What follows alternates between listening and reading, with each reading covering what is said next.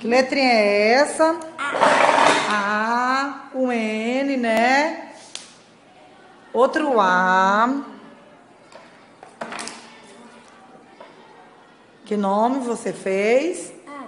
Ana. Qual é o outro nome? Júlia, né? J de Julinha. Isso, vamos lá. Júlia. Separado, o nome de Ana Júlia. Pronto. Vamos lá. Júlia, como é o U? Onde está o U? Isso. Ju. Qual é a outra letrinha? O Ju. Qual é a outra letrinha que falta? O L, né? Cadê o L? L. Cadê você? Vamos lá, procurando o L. Achou, né? Ju. O I. Cadê você? O I. E qual é a última letrinha do nome Júlia? O A.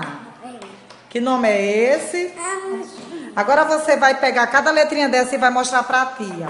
Tia vai perguntar. Você vai me explicar para a tia cada letrinha do alfabeto. Explicou essa primeira letra. Vai mostrando para a tia. Assim, a tia vai tirando e vai explicando. Ó. Que letra é essa? Você vai mostrando. A segunda vai tirando.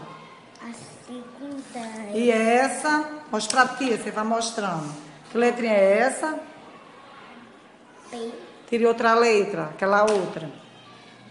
Que letrinha é essa? C. Sabe não? É um C.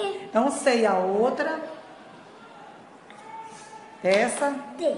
Vai mostrando pra tia tudinho. A D e a outra. Vai tirando. Falta o E. E essa outra? A outra?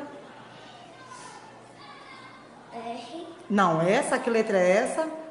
Depois do E. F. F. E essa outra?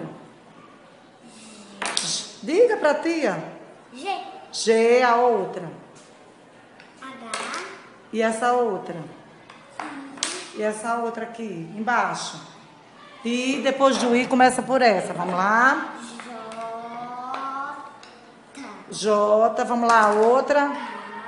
Essa outra. L. Essa outra. N. A outra. N. O. Essa outra.